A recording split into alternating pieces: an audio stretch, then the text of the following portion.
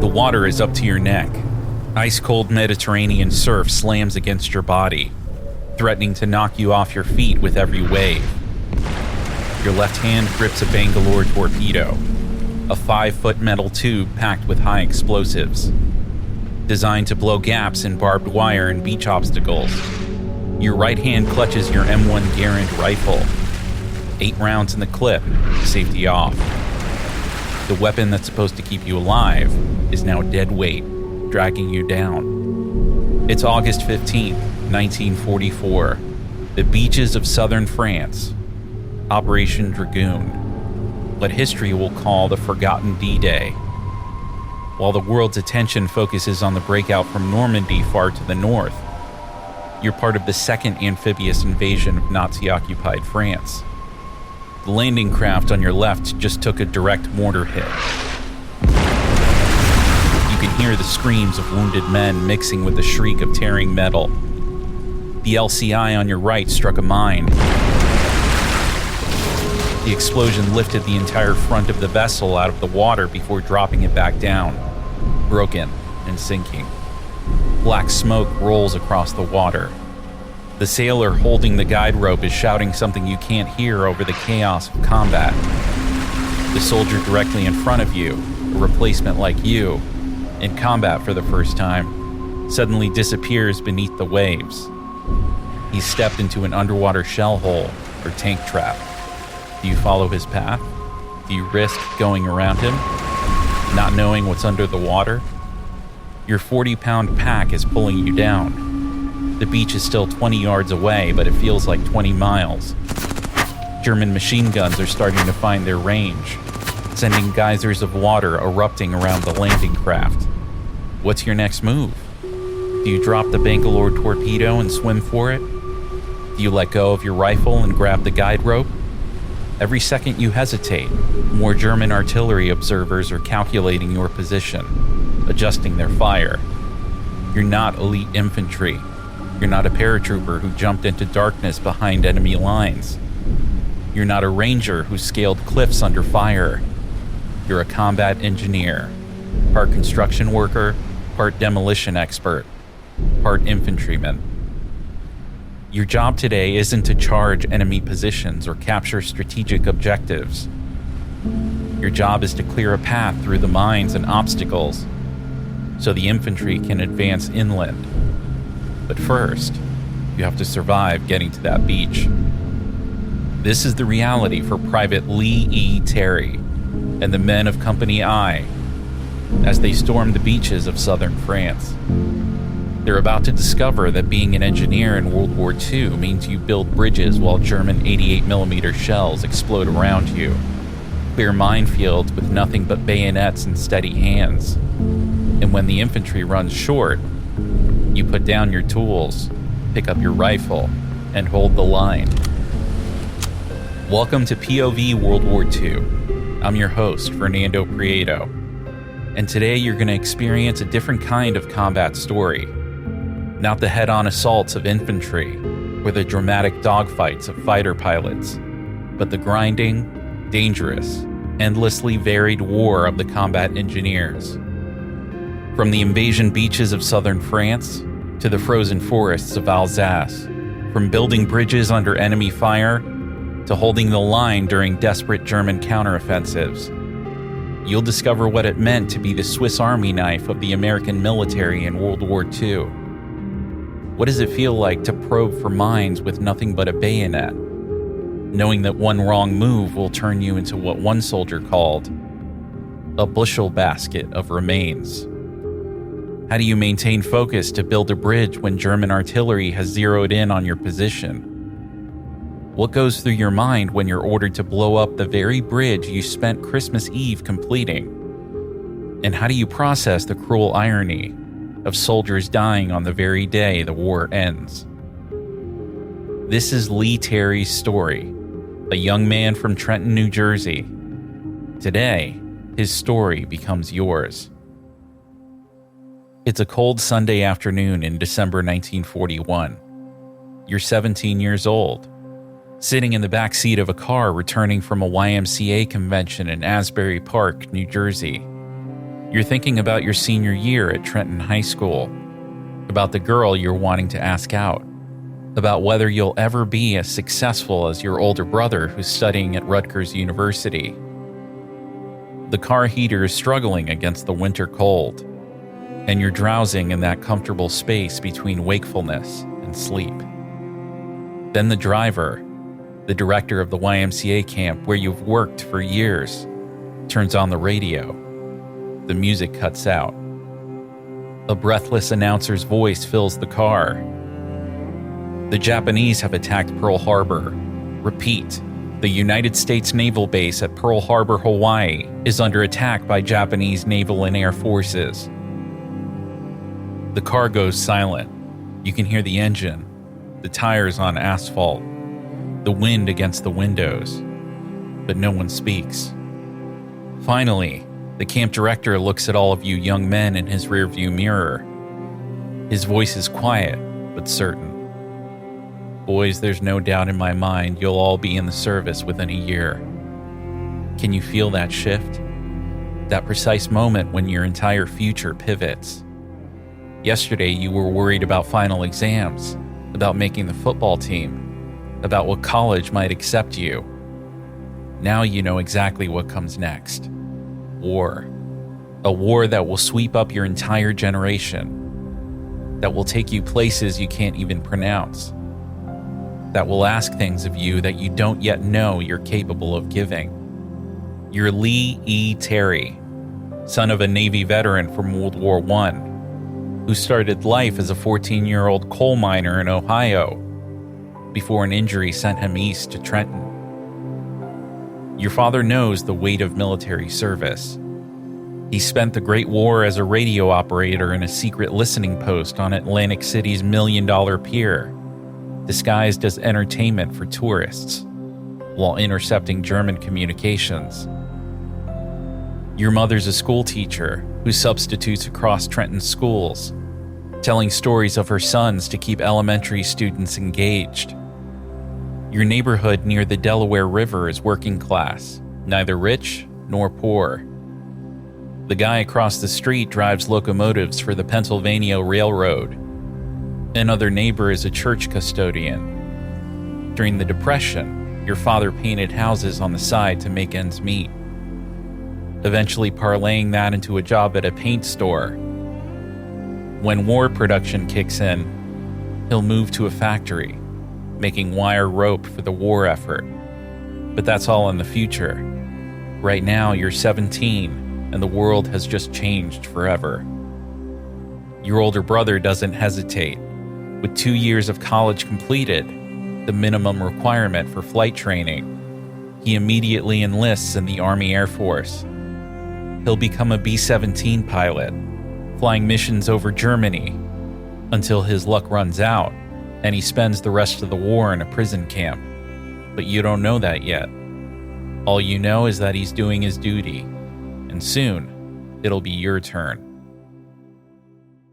You finish your senior year at Trenton High, but it's different now. In December, the entire school assembles in the auditorium to hear President Roosevelt's Day of Infamy speech. Your shop teacher announces that aeronautics courses are being added to prepare students for war work. You drop typing class, what use will typing be in combat, and sign up immediately. How strange is it to sit in a class learning about lift and drag, about aircraft engines and navigation, while across both oceans, American forces are already dying. Every male student knows he's just marking time until his number comes up. Some can't wait and try to enlist immediately, only to be turned back. The War Department has stopped accepting volunteers. If you're 18, you wait to be drafted. If you're 17, you might get into the Navy Air Corps, but that's it. You're tired of waiting. You contact the draft board and ask them to move your number up. Your parents are horrified. Your father, the American Legion commander who knows people, manages to delay your induction by a month, but there's no stopping what's coming. February 15th, 1943. The day has arrived. You could have taken 2 weeks leave before reporting. That's standard procedure. Instead, you and 2 buddies tell the draft board you want to go immediately. Let's get on with it, you say. The bus from Camden drops you at Fort Dix, New Jersey, late in the evening. The receiving sergeants are completely unprepared for volunteers who don't want their leave time. They don't even have uniforms ready. You spend your first night in the United States Army wearing civilian clothes with holes in your shoes, freezing in what turns out to be the coldest night of the year. You lie on a bare cot in an unheated barracks, wearing every piece of clothing you own, wondering if you've made a terrible mistake. What are you thinking in those dark hours? Do you regret not taking those 2 weeks at home? Do you wonder what combat will be like? Or are you simply focused on staying warm until morning? The next day, when the regular contingent of draftees arrives, you're processed properly. Uniforms issued, olive drab wool that itches terribly, shots in both arms, typhoid, tetanus, smallpox, hair buzzed down to stubble, dog tags stamped with your name, serial number, religion. In 24 hours, you've transformed from Lea Terry, civilian, to Private Terry Lee E. 328-14945. Can you feel the weight of that transformation? You're no longer an individual, you're government property. As the sergeants will remind you repeatedly, your opinions don't matter. Your comfort doesn't matter. All that matters is following orders and staying alive long enough to learn how to be a soldier. Fort Jackson, South Carolina, March 1943. You step off the train into a wall of humid heat that makes New Jersey summers feel Arctic by comparison. Red clay dust coats everything, your uniforms, your gear, your skin. This is where boys from the North become soldiers for the United States Army. You're assigned to the 101st Combat Engineers, part of the 26th Yankee Division, a National Guard unit from Massachusetts. The permanent training staff are all New Englanders who've been training recruits for over a year. They've already sent 3 complete battalions of engineers to the Pacific. You're the 4th group to be reconstituted, and they're tired of training replacements for other men's wars. Basic training is 17 weeks of controlled misery. You wake at 0500 to the crash of a metal trash can being kicked down the barracks floor. Physical training in the humid pre-dawn darkness. Push-ups, sit-ups, running in boots until men vomit from exhaustion. Then breakfast. Powdered eggs, soggy toast, coffee that tastes like boiled dirt. The day stretches ahead. Close order drill, weapons training, combat engineering instruction, more PT, lectures on military courtesy, equipment maintenance. Do you rebel against this mindless repetition? Or do you begin to understand its purpose? In combat, when German 88mm shells are turning the air into flying steel, when your mind is blank with terror, your hands will remember these endlessly repeated motions. You'll build a bridge or clear a mine not because you're thinking clearly, but because the training has been hammered into your muscle memory. But basic training in the South presents challenges beyond the military instruction. Every afternoon, like clockwork, the sky opens up in torrential downpours. You're issued a raincoat, told to put it on, and 5 minutes later told to take it off. The red clay turns into sucking mud that clings to everything. Your boots gain 5 pounds of the stuff with every step. Worse is the civilian situation. When the Yankee Division gets leave passes to Augusta, Georgia, the town practically declares war. Bars close when they see you coming. Restaurants suddenly have no tables. Store owners stand in doorways with crossed arms. Everything was fine until you darn Yankees got here, they say. The locals blame you for the brawls that break out between northern and southern soldiers, for the rising prices, for the disruption of their quiet town. Can you imagine the irony? You're training to fight Germans and Japanese, but first you have to navigate the civil war that's apparently never ended in Augusta, Georgia. Fistfights break out regularly between the Massachusetts National Guardsmen and soldiers from southern units. The military police spend more time breaking up brawls between Americans than maintaining security. You learn the basics of combat engineering, how to build a Bailey bridge, those prefabricated steel bridges that can be assembled like a giant erector set under fire. The bridges come in numbered pieces, and you drill endlessly on their assembly. Panel 1 connects to Panel 2. With Pin A, repeat until the pattern is automatic. Mine warfare takes up weeks of training. You learn to identify German Teller mines, S-mines, shoe mines. The S-mine is particularly nasty. When triggered, it bounces up to waist height before exploding, spraying shrapnel in a 360-degree pattern. They call them bouncing Bettys. The M1 Garand rifle becomes your best friend. 8 rounds of 30-06 ammunition in an end-block clip. Semi-automatic. As fast as you can pull the trigger, the rifle makes a distinctive ping when it ejects the empty clip, a sound that supposedly tells the enemy you're reloading. In training, this seems like a fatal flaw. In combat, you'll learn that with dozens of rifles firing, no one hears the individual pings. The M1's adjustable sights give Americans a significant advantage over the German Mauser rifles with their fixed sights. You spend hours on the range, learning to adjust for windage and elevation, and to squeeze rather than pull the trigger. Then comes an unexpected opportunity. The Army announces the Army Specialized Training Program, ASTP. They're looking for intelligent soldiers to receive college engineering education. Your IQ scores qualify you for testing. The program promises to make you a better engineer, maybe even an officer eventually. More importantly to you at this moment, it promises to get you out of the South, away from the red clay, the hostile civilians, the suffocating humidity. You volunteer immediately. The Citadel, Charleston, South Carolina. It's supposed to be a step up. You've made it into ASTP. After more testing and interviews, you receive orders. University of Pennsylvania, Philadelphia.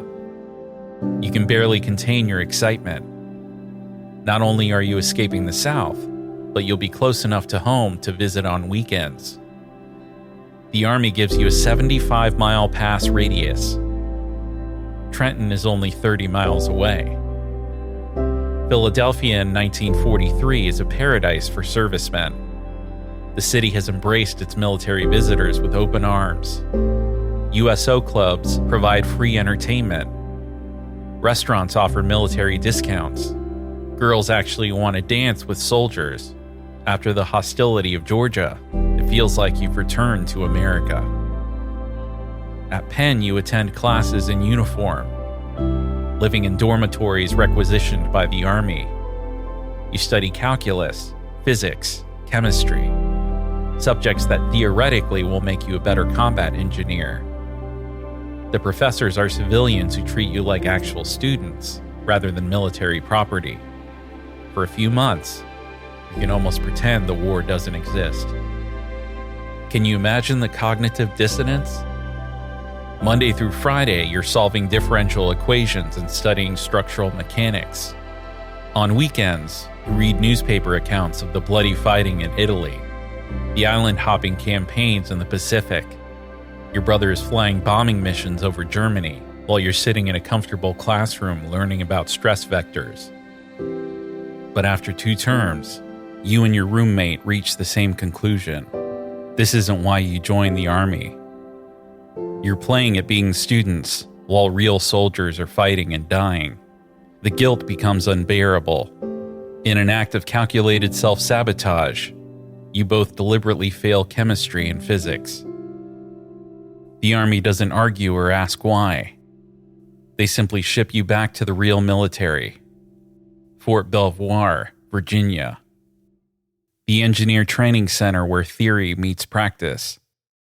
By now it's summer 1944, and you've been in the Army for over a year. But they assign you to a training group that's only been in for 10 weeks. The contrast is almost comical. These recruits still jump when sergeants yell.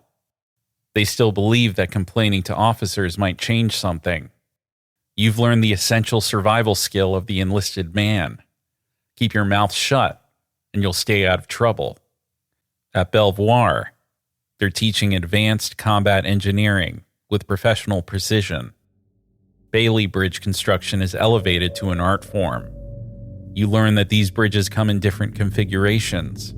Single-single for short spans, double-double for longer crossings, even triple constructions for the heaviest loads. Each configuration requires precise assembly in a specific order. They have bridges already assembled on dry land, with large signs identifying each component. An instructor points to a part. "What's this, Private?" You almost laugh. There's a sign right next to it saying C-clamp. "Don't laugh, soldier," the instructor says. "There are men here who can't read that sign." It's sobering. Some of your fellow soldiers are barely literate, yet they'll be expected to assemble complex bridges under enemy fire. Mine warfare training intensifies. You learn about dead men, not casualties, but log anchors buried in the ground to secure bridge cables when there are no trees available. You practice the delicate art of mine detection and removal. The instructors emphasize speed and safety are mutually exclusive. You can be fast, or you can be alive. Rarely both. After just 3 weeks at Belvoir, you're pulled from training. You're on foreign shipment, a clerk announces. Just like that, your training is deemed complete enough. 9 days home leave, your last chance to see family before shipping overseas. Then Camp Reynolds, near the Ohio-Pennsylvania border. Camp Reynolds is a holding pen for troops awaiting shipment. For 6 weeks, rumors fly. Everyone knows you're heading for the Pacific. The war in Europe is going well. Surely they need engineers for island hopping campaigns against Japan. You practice tropical disease prevention and jungle warfare tactics that seem to confirm the destination. Then you receive orders for Camp Patrick Henry. Patrick Henry is the port of embarkation for the Mediterranean theater. You're not going to fight the Japanese. You're going to face the Germans and Italians. May 1944. You board a converted passenger liner with 2,000 other soldiers. The ship has been stripped of its luxury and converted for maximum human cargo. You're assigned to the second hold down in the forward section of the ship. The bunks are canvas stretched on metal frames, stacked 4 high with barely 2 inches between them. When the man above you lies down, his canvas sags to nearly touch your face. The bunks are arranged in rows so tight that when lowered for sleeping, they nearly touch. If you're in a middle bunk in the middle row, you're essentially trapped in a canvas coffin until morning. The first night, claustrophobia claws at your throat. Your father always thought you were claustrophobic. Now you're about to find out if he was right. What do you tell yourself in that suffocating darkness? That it's only 14 days? That thousands of other men are enduring the same thing? That this is nothing compared to what combat will bring? Somehow you make it through the night, and the next, and the next. During the days, you escape to the deck. The May weather is perfect for an Atlantic crossing. You read books from Red Cross packages. The postman always rings twice. and other paperback novels that someone thought appropriate for soldiers. You play cards, write letters home that will be censored by officers, and try not to think about what's waiting at the end of this voyage. The ship is part of a massive convoy, over 100 vessels, zigzagging across the Atlantic to avoid German U-boats. Destroyers patrol the edges like sheepdogs guarding their flock. You've heard the stories of troop ships torpedoed, thousands of men drowning in minutes. Every time the ship changes course, you wonder if they've detected a submarine. Do you sleep well knowing that if a torpedo strikes, you're trapped in that steel coffin 2 decks down? That the narrow ladders will become death traps, clogged with panicking men? You push these thoughts away. There's nothing you can do about it anyway. Memorial Day 1944. The harbor at Naples materializes through the morning haze, like something from Dante's Inferno. Sunken ships rest at crazy angles, their masts and funnels jutting from the water like grave markers.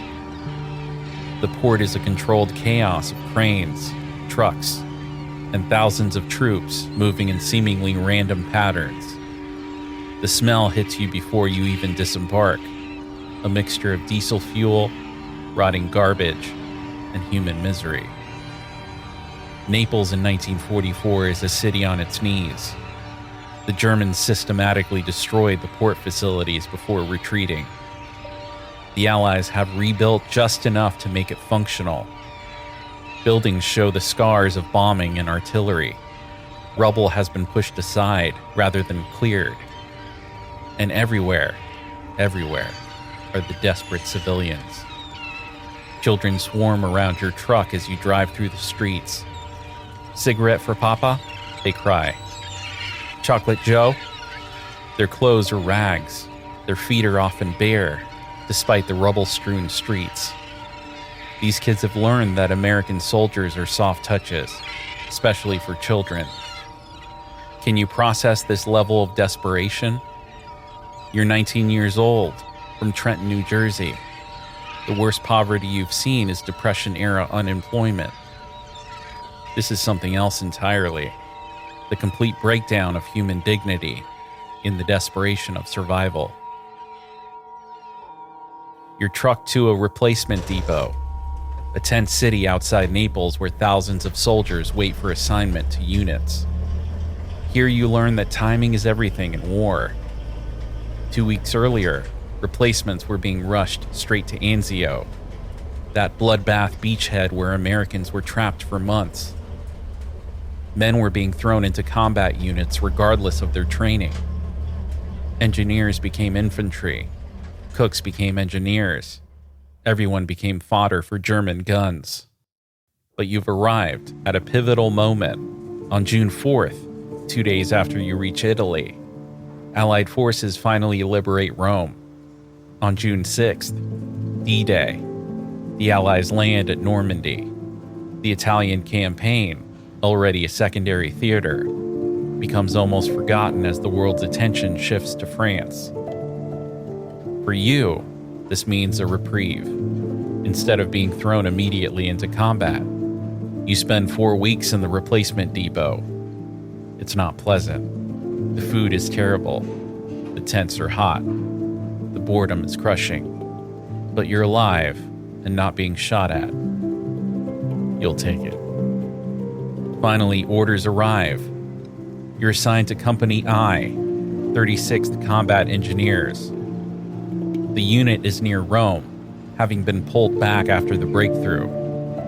You're trucked north, past the ruins of Cassino, through liberated Rome, where civilians wave and cheer, to a bivouac area in the hills. Company I is a skeleton of what it should be.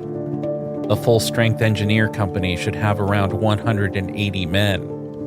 You count maybe 60. The rest are dead, wounded, or transferred. Your squad theoretically has 15 men. In reality, there are 10, including you. Your squad leader is Sergeant Abraham. Everyone calls him Abe. He landed in North Africa in November 1942, fought through Tunisia, Sicily, Salerno, and Anzio. He's 23 years old, but looks 40.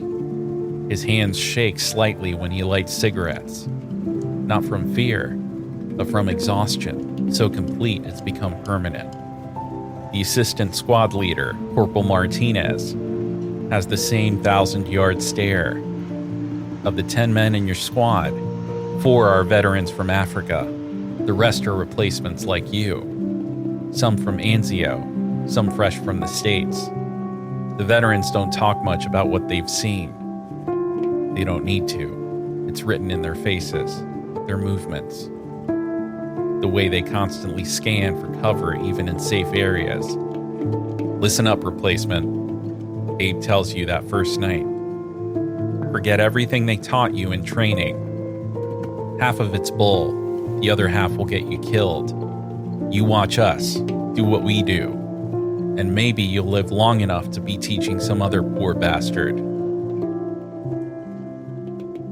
Training begins immediately, but this isn't like stateside instruction. The veterans are preparing you for a specific mission.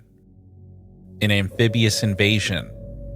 You practice loading and unloading from DUKWs, those amphibious trucks that can swim from ship to shore. You rehearse beach assault procedures, mine clearing techniques, obstacle removal. One day, they load you onto an LCI, landing craft infantry, for a practice invasion on the Italian coast. Everything goes wrong. The beach they've chosen for training is mined. Nobody told the engineers conducting the exercise. When you hit the beach, officers are screaming for everyone to freeze. A lieutenant carefully marks a path with white tape.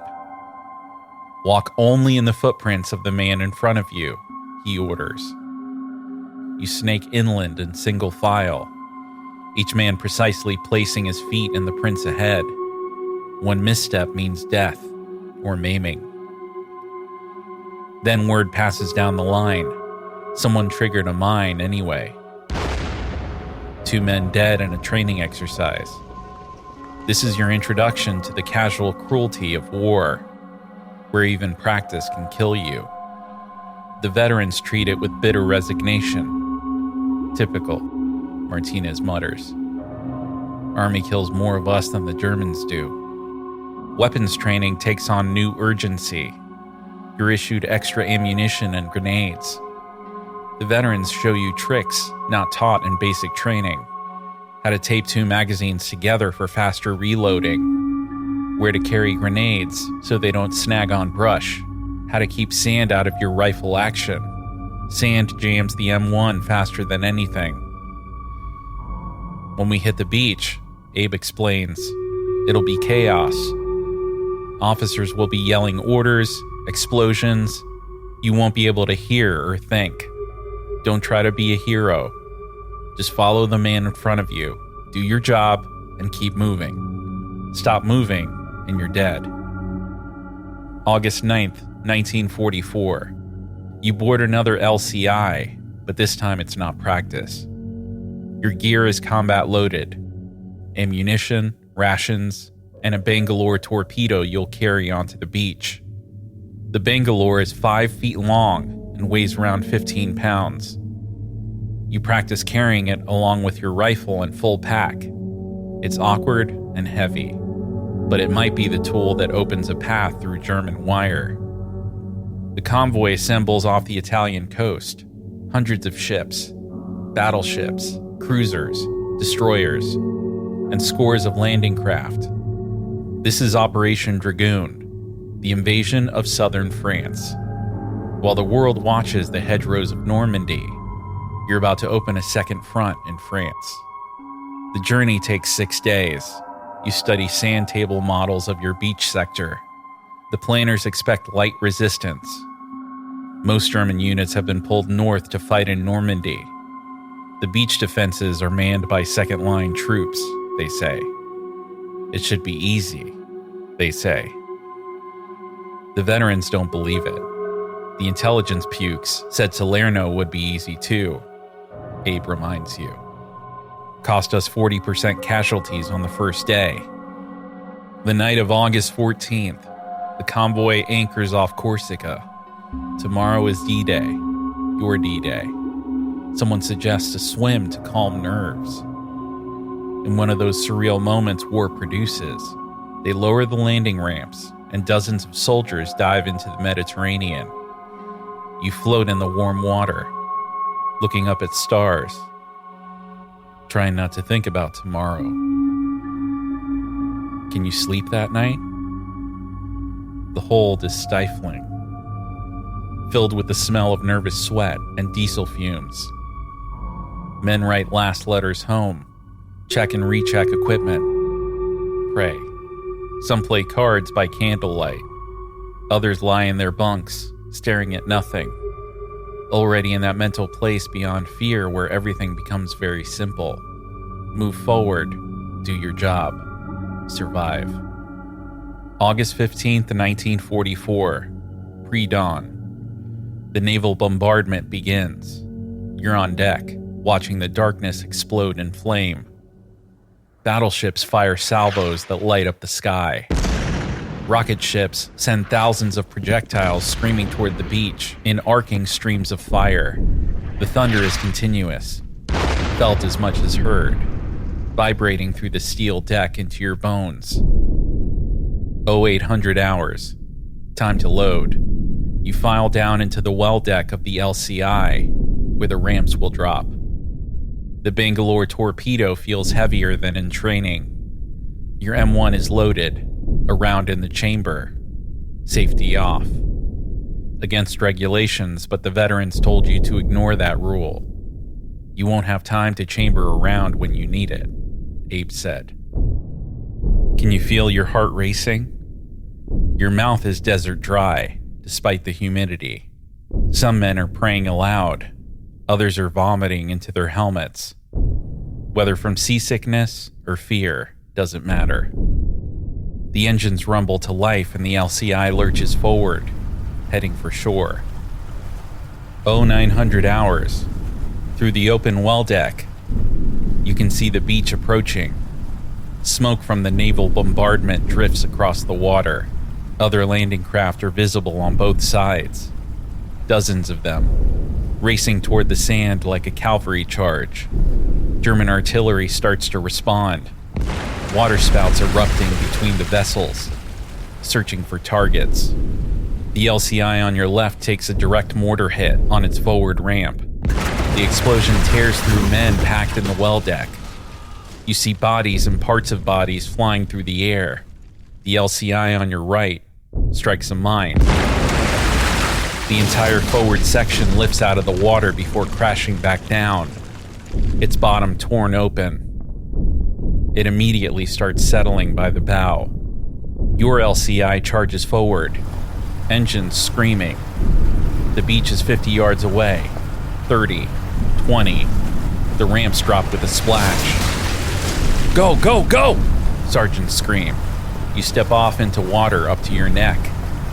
The shock of the cold Mediterranean takes your breath away. The weight of your pack immediately starts dragging you down. The Bangalore torpedo in your left hand wants to float, making you unbalanced. Your rifle in your right hand is already useless, waterlogged and heavy. The man in front of you, Peterson, a replacement who joined the squad just 2 weeks ago, suddenly disappears under the water. He stepped into a shell hole or underwater obstacle. Do you try to help him? There's no time. The men behind are pushing forward. You step around where he went down and keep moving. A sailor standing waist deep holds a rope guide. He's shouting something, but you can't hear over the explosions and screaming engines. Machine gun fire starts to whip the water around you. Germans have found their range. What drives you forward? Fear of drowning? Fear of the men behind, crushing you? Or simple training? The endless repetition of move forward, always forward, drilled into you at Fort Jackson? Your legs pump through the water, each step a struggle against the weight pulling you down. The water gets shallower, chest deep, waist deep. You can use your rifle now. The beach is just ahead, a strip of sand that looks impossibly far away. Mortar rounds bracket your group, sending geysers of sand and seawater into the air. Shrapnel hisses past your head.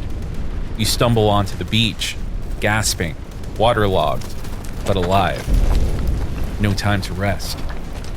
Move inland! Get off the beach! The training takes over. You run forward, looking for cover. A small grove of trees offers protection. You dive behind a fallen log as machine gun fire rakes the sand where you were standing. Looking back, you see Peterson made it after all.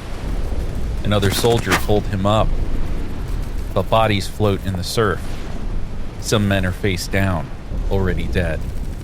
Others are wounded, crying for medics, trying to crawl up the beach, trailing blood in the sand. This is your first real look at combat casualties, and it stops you cold. These aren't training dummies or abstract concepts. These are men you ate breakfast with 2 hours ago. That's Jenkins from 3rd Squad, his leg gone at the knee. That's the kid from Brooklyn who showed everyone pictures of his girlfriend. You never learned his name. Now you never will. Terry, get moving!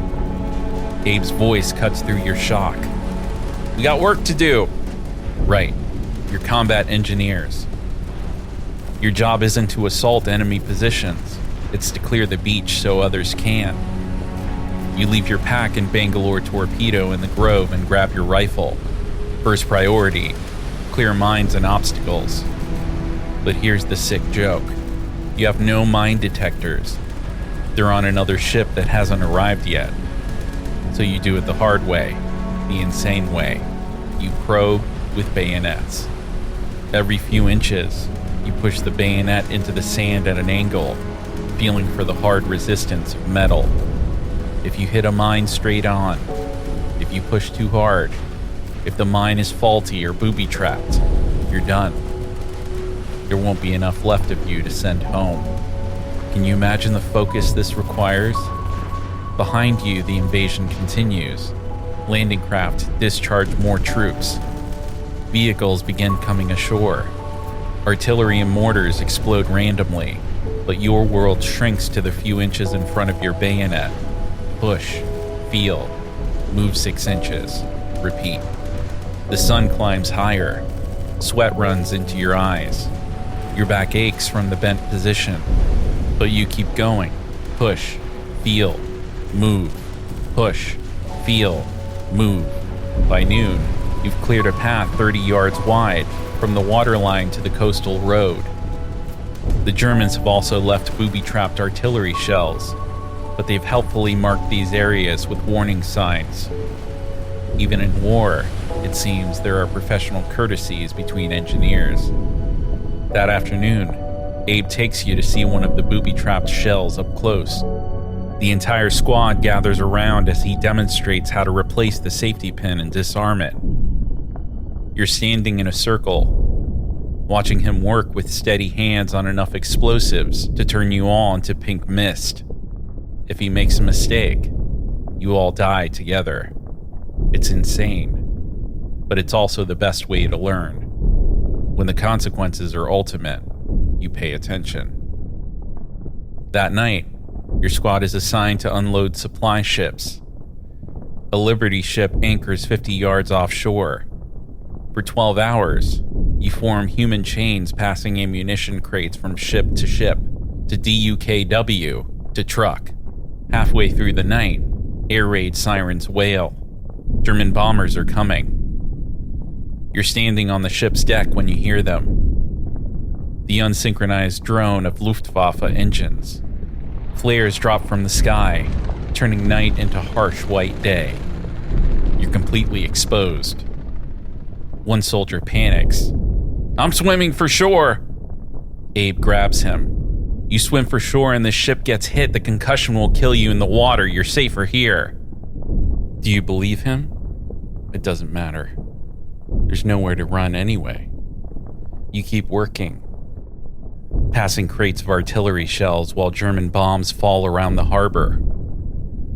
One ship takes a direct hit and explodes in a pillar of flame that lights up the entire beachhead. But your ship is spared. The all-clear sounds. You keep working. For a month, you work that beach. It becomes routine. Unloading ships, building supply dumps, maintaining roads. The front moves inland so fast that within days the beach feels almost safe. You get occasional air raids, random long-range artillery, but nothing like that first day. You even get passes to visit the newly liberated French towns. Arles and Toulon are scarred but celebrating. The French treat you like conquering heroes. Girls kiss your cheeks. Old men press wine bottles into your hands. Children ride on your shoulders. For a pack of cigarettes, you can buy almost anything. But you also see the ugly side of liberation. Women who consorted with Germans have their heads shaved in town squares while crowds jeer. The revenge is vicious and personal. You want to intervene, but the veterans stop you. Not our business, they say. Let the French handle the French. September 1944. Orders come to move north. The German army is in full retreat, and your division needs to catch up. You board trucks and begin a wild race through the French countryside. The contrast with Italy is stark. Instead of grinding mountain warfare, you're covering 50 miles a day. You pass through villages so quickly you don't learn their names. Sometimes you walk, sometimes ride tanks, sometimes packed into deuce-and-a-half trucks like sardines. The important thing is to keep moving, keep pressing. Don't let the Germans organize a defense, but they haven't given up.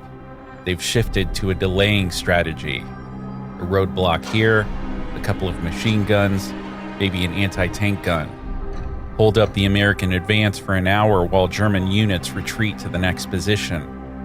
A blown bridge there. Combat engineers needed to throw a Bailey bridge across while under sniper fire. Your unit is constantly busy. Build a bridge here, clear a minefield there, remove obstacles, repair roads, and sometimes when the infantry runs short, pick up your rifles and become foot soldiers. October 1944. The Vosges Mountains rise ahead like a dark wall. The easy part of the chase is over. These mountains are perfect defensive terrain. Thick forests, narrow valleys, limited roads. The Germans are going to make you pay for every mile. October 13th, 1944, Friday the 13th. Your unlucky day has arrived. You're positioned on a hillside overlooking a section of woods near the town of Bruyères. Yesterday you were doing engineer work, using sledgehammers to break rocks for a road. Today, they've attached you to the infantry. Your job? Take that wooded hill. You watch American artillery pound the objective for 30 minutes. Trees splinter and fall. The ground erupts in fountains of earth. Surely, nothing could survive that bombardment. Your captain isn't convinced. He's on the field telephone. I want another 15 minutes of artillery before we're taking them in there. Another 15 minutes of hell delivered to that hillside. Then the whistle blows. Time to advance. You move in a skirmish line, rifles at the ready. Spacing between men. The destroyed forest looks like a scene from another planet. Shattered trees, smoking craters, the acrid smell of explosives. But the Germans are still there. Machine gun fire erupts from concealed positions. Mortars start dropping among your advancing line. You hit the dirt, crawling forward through the devastation. How did they even survive the bombardments? Later, you'll learn about German defensive techniques. Deep bunkers, interconnected tunnels, the ability to weather the storm underground, then emerge to fight. By nightfall, you've taken the woods, but at a cost. Your squad has 2 wounded. Another squad lost a man to a tree burst. An artillery shell that hit a tree and sprayed shrapnel downward. The medics couldn't even find all of him to bag up. You dig in for the night, but not at the forest edge. You've learned about tree bursts now. You dig your foxholes 10 yards back from the edge, deep enough that you can stand and just see over the rim. The Germans will counterattack tonight or tomorrow. They always do. 2 days later, you're assigned to guard an artillery observation post in a house overlooking Gruyere. From the 2nd floor, you have a perfect view of the town and the German retreat. The artillery observer is a young lieutenant with thick glasses who seems more like a math professor than a soldier. Through his binoculars, you watch German horse-drawn artillery moving through the town. The Wehrmacht is running out of fuel, reverting to transportation from an earlier century. The lieutenant calls in coordinates. Fire 1 smoke round, coordinates following. You watch the smoke round land in the cemetery the Germans are passing. The lieutenant adjusts. The next rounds bracket the convoy, 1 in front, 1 behind. Fire for effect, he says into the radio. The convoy disappears in a series of explosions. When the smoke clears, dead horses and destroyed equipment litter the road. German soldiers scatter in all directions. You've just watched maybe 20 men die, reduced to statistics in an artillery observer's notebook. That night, something remarkable happens. Japanese American soldiers from the 442nd Regimental Combat Team pass through your position, the Nisei, second-generation Japanese Americans, many whose families are in internment camps back home, fighting to prove their loyalty to a country that doesn't trust them. They move past in the darkness, silent and professional. No chatter, no smoking, just shapes flowing through the night toward German positions. Tomorrow they'll attack Gruyere in what will become one of their legendary battles. The 442nd will become the most decorated unit in U.S. military history. But tonight, they're just American soldiers with Japanese faces heading into harm's way. Do you think about the irony, the contradictions, or are you just glad someone else is doing the attacking tomorrow? November 1944, your sergeant, Abe, who survived North Africa, Sicily, and Anzio, finally runs out of luck. You're on a reconnaissance patrol, moving down a road in column. You're walking second scout position when Abe steps into the open to give hand signals to the squad. The crack of a rifle. Abe spins and falls. The medic rushes forward, ignoring the danger. I need help! Every instinct screams at you to stay down. The sniper is still out there, probably watching through his scope right now. But you go anyway. You and another man grab Abe under the arms and drag him to cover. No second shot comes. Maybe the sniper is already displaced. Maybe he only had one clear shot. Maybe he's letting you rescue your wounded, as professional courtesy. Abe is conscious, gritting his teeth against the pain. The bullet has shattered his leg below the knee. The medic works frantically, applying sulfa powder, bandaging, giving morphine. You help carry him back to the aid station. Weeks later, you'll learn he lost the leg, not from the wound itself, but from delayed evacuation and infection, another casualty of war's chaos. Your squad is now down to 2 of the original African veterans. December 1944, you're in Alsace, near the German border. The easy war of pursuit is long over. Now it's positional warfare in freezing conditions. You're building and reinforcing bridges, maintaining supply routes, the unglamorous work that keeps an army moving. Christmas Eve 1944, you're working on a bridge near Wissembourg, right on the German frontier. It's a substantial structure that needs reinforcement to handle the heavy tank traffic supplying the front. You work through the day, adding support beams, strengthening approaches. By evening, it's done.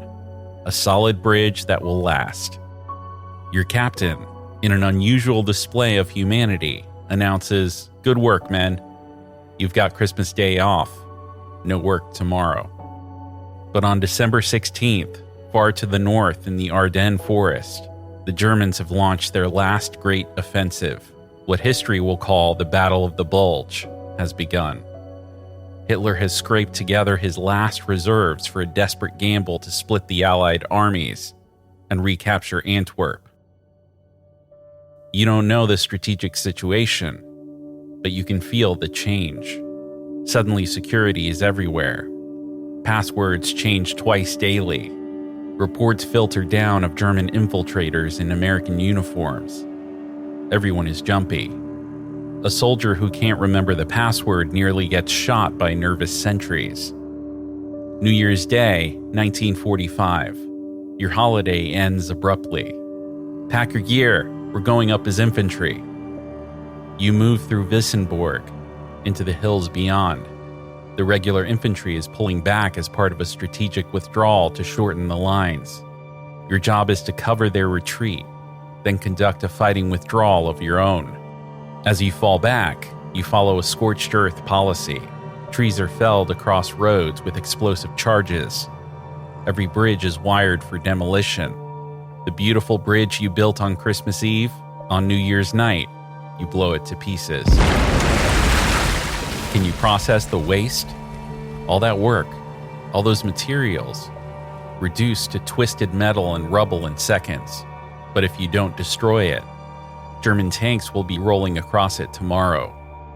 You're positioned in the town of Lembach, in front of the Maginot Line, those famous French fortifications that failed so spectacularly in 1940. 3 platoons hold the town, one on the left, one in front, one on the right. The next day, new orders arrive. The flanking platoons are pulled back. Only the center platoon, your platoon, remains. 30 men holding an entire town. Later, someone let slip the truth. Division didn't want to waste a whole company. They figured a platoon was expendable. Your bait, a tripwire. If the Germans attack, your job is to delay them long enough for the main line to prepare, then die in place. Nobody says this officially, but everyone understands. For 2 weeks, you hold Lembach. The tension is crushing. Every shadow could be a German patrol. Every sound might be the beginning of an attack. You sleep in shifts. 2 hours on, 2 hours off. You haven't had a hot meal in days. You haven't changed clothes in longer. Do you crack under the pressure? Some do. One man shoots himself in the foot, a self-inflicted wound to get out of combat. He's court-martialed and imprisoned, but at least he's alive. Others retreat into themselves, becoming tools of war who follow orders but show no emotion, no fear, no hope. One day, a German patrol walks right down the main road toward your positions. 5 men in Wehrmacht uniforms, rifles slung, walking like they own the place. They stop at the minefield you've laid across the road, studying the mines. Standing orders are not to fire unless fired upon. Don't reveal your positions unnecessarily, but someone in a house on your left loses nerve or discipline. A BAR opens up, spraying the Germans with automatic fire. The BAR gunner misses completely. The weapon has climbed on him, sending rounds over German heads. 4 of them flee. 1 runs into the town. Now you have a problem. Is he alone? Is he a scout for a larger force? The entire platoon goes on alert, hunting 1 German through the streets of a French town. Finally, someone spots him running for the woods and shoots him in the back. Not heroic, but necessary. He could have reported your positions, your strength, your defenses. Finally, blessed relief arrives. An infantry company, or what's left of one, comes to relieve you. Where you had a squad of 10 men, they put 3. The company that should be 180 men is maybe 40, all hollow-eyed veterans of some unnamed catastrophe further north. February 1945. You're holding another hillside position when it happens again. Another member of your squad gets hit. You're sharing a foxhole with Kowalski, one of the newer replacements. You're both huddled in the bottom of the hole when German mortars start dropping. The explosions walk closer.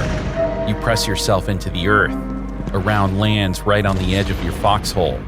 The concussion leaves you deaf, ears ringing. Shrapnel whines overhead. When the bombardment stops, you check yourself. Somehow you're untouched. Kowalski isn't so lucky. Shrapnel has torn through his left arm. He's bleeding badly, moaning in shock. You apply pressure to the wound while screaming for a medic. Why him and not you? You were lying inches apart, a few inches difference in where that mortar landed, and it would be your arm torn open or your head removed. The medic arrives, shoots Kowalski with morphine, bandages the wound. 4 men carry him back on a stretcher. You never see him again. Later, you hear he kept the arm, but lost most of its use. Now only one of the original African veterans remains in your squad, a quiet corporal named Pugh, who seems indestructible. He's survived every battle, every bombardment, every patrol. The 2 of you don't talk about it, but you both know the statistics. He should be dead by now. You should be dead by now. March 13th, 1945. Haguenau, near the Rhine River. Your unit is tasked with building a Bailey Bridge to support a major offensive. You're part of an advance party, moving into position after dark. The location is an old military school on the river. As you arrive, you meet the infantry holding the position. 2 squads with a single machine gun. That's it. That's the entire American presence on this part of the front. You're building a bridge? The infantry sergeant asks. When you confirm, he shakes his head. Then we're out of here. Bridges draw artillery fire like manure draws flies. He's not wrong. As soon as you blow the old abutment to make room for the Bailey Bridge, German artillery opens up. They know something's happening. For the rest of the night, you work under intermittent shell fire, racing to complete the bridge before dawn brings accurate observed fire. Working in darkness, you assemble the bridge like a giant piece of battlefield furniture. Each piece has to be connected in the proper sequence. The bridge is built on rollers on one bank, then pushed across the gap. It's a triple single configuration, 3 panels wide, 1 panel high, designed to take the weight of American tanks. Can you imagine the precision required? You're working by feel, in near total darkness. One wrong connection, and the bridge collapses when the first vehicle crosses. But light would bring instant death from German observers.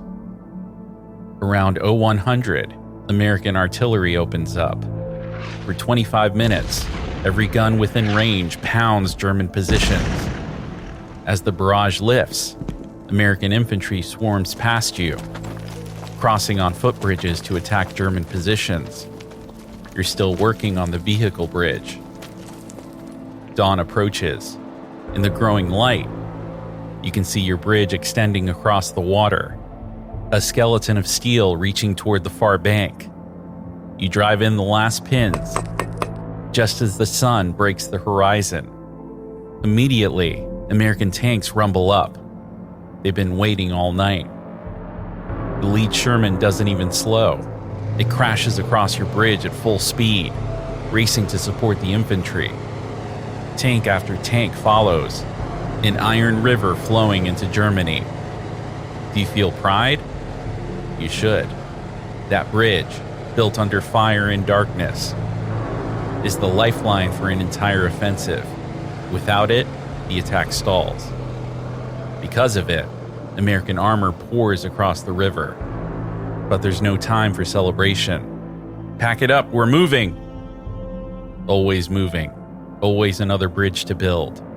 Another obstacle to clear. Another job for the engineers. March 31st, 1945. When you finally reach the Rhine, that legendary barrier, Germany's last great natural defense, you don't get a dramatic assault crossing. Other engineers have already thrown a bridge across at Mannheim. It's an engineering marvel, a bridge built on commandeered river barges, rising and falling with the current. You cross almost casually, walking across the bridge that symbolizes the breach of Germany's final defense line, the Rhine, which stopped armies for centuries. It's just another river now. April 1945. You're attached to the 10th Armored Division, spearheading the drive into southern Germany. The Wehrmacht is collapsing. You're moving so fast that maps become useless. You're off the edge, into territory no one planned for because no one expected to get this far, this fast. At Ulm on the Danube, the entire armored spearhead grinds to a halt. 3 bridges are out. Thousands of vehicles back up for miles. Your unit is called forward. Through the night, you build bridges. First a treadway bridge, then a pneumatic pontoon bridge across the Danube itself. As dawn breaks, you're putting finishing touches on the pontoon bridge when you hear vehicles approaching. 4 American deuce-and-a-half trucks roll up. But something's wrong. Those are German soldiers in those trucks. They drive right onto your bridge before realizing their mistake. The next bridge is out. They're trapped between your position and the blown bridge ahead. Your squad reacts instinctively. Someone jumps on a bulldozer and drives it onto the bridge behind the German trucks, blocking their retreat. The Germans, realizing they're trapped, surrender without a fight. 40 prisoners taken without firing a shot. The Stars and Stripes military newspaper runs the story. First convoy across new bridge built by 36th Engineers was German. The absurdity of war. The enemy so confused, they drive themselves into captivity. Everywhere now, you see signs of German collapse. Endless columns of prisoners marching west. Thousands of men guarded by a handful of Americans. They want to surrender to Americans, knowing what awaits them if the Soviets get them. One afternoon, returning from a work detail, you encounter a column of German prisoners 4 abreast that stretches for over a mile. They're guarded by exactly 3 American soldiers, 1 at the front, 1 in the middle, 1 at the rear. 3 men guarding thousands. Why don't the Germans overpower their guards? They're marching toward prison camps, yes, but also toward survival. The war is clearly lost. Better an American POW camp than a Soviet one. Better to live than die for a cause already defeated. May 1945. You're in the Bavarian Alps near Mittenwald. The scenery is spectacular. Snow-capped peaks, crystal clear mountain lakes, villages that look like Christmas card illustrations. It seems impossible that war should exist in such beauty. You're working on a mountain road destroyed by Allied bombing. The work is routine. Clear rubble, lay gravel, patch holes. But the roadsides are heavily mined. One wrong move with the bulldozer, and you're vaporized. The Germans have also mined the runoff areas on the downhill slopes. If a vehicle loses its brakes, it'll hit mines trying to stop. May 8th, 1945. VE Day. The war in Europe is over. You're in Mittenwald when the word comes down. You expect celebration, cheering, drinking, maybe some celebratory gunfire.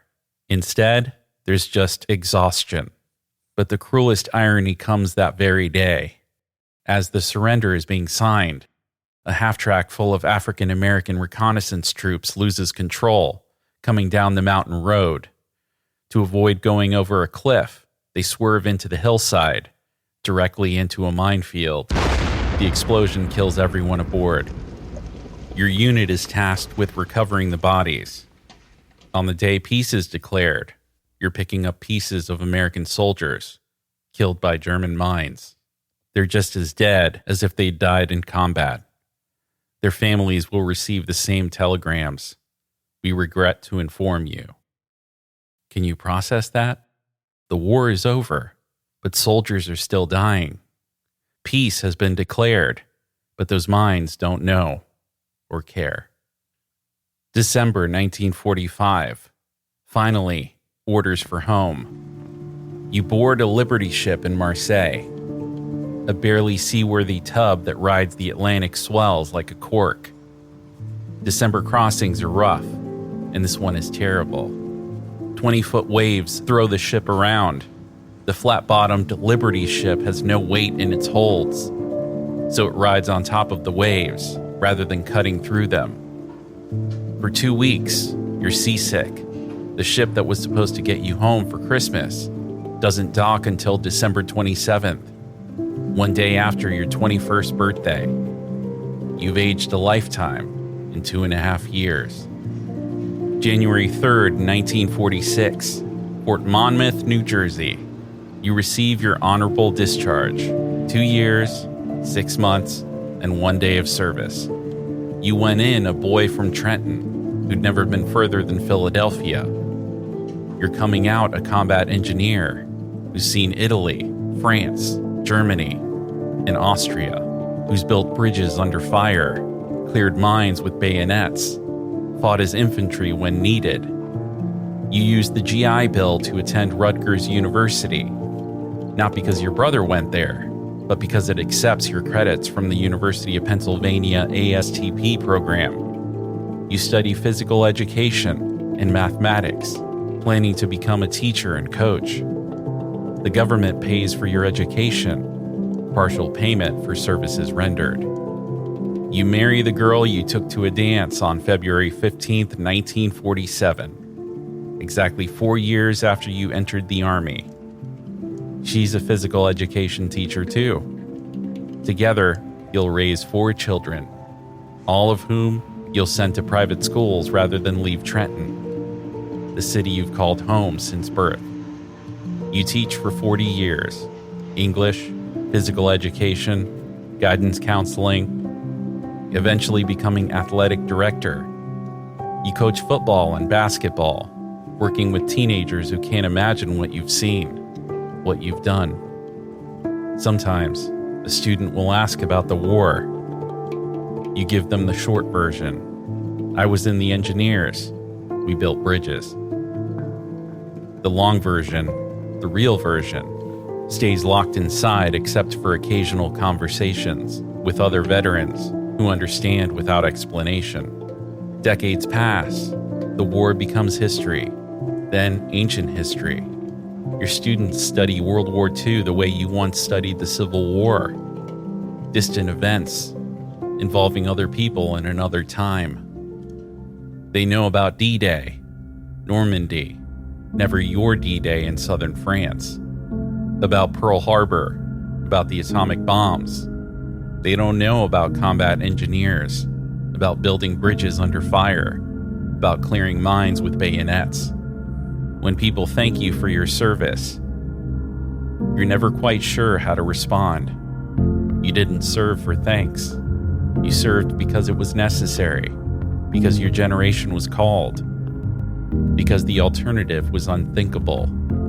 You did what millions of others did, your duty, nothing more, nothing less. But here's what those who thank you don't understand.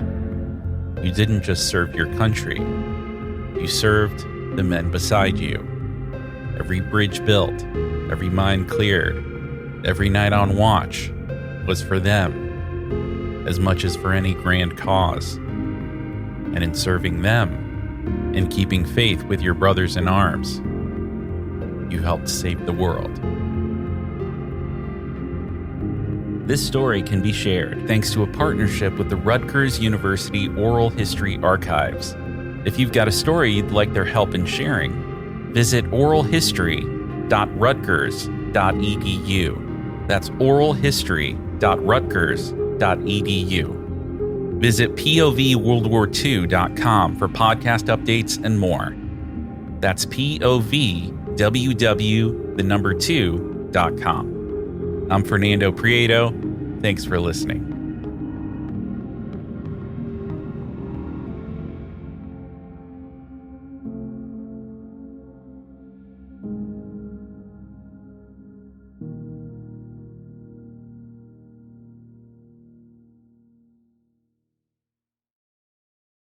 Thank you so much for listening. If you enjoyed this episode, please leave a positive review or rating. It actually makes a huge difference in helping people find these stories and only takes a few seconds.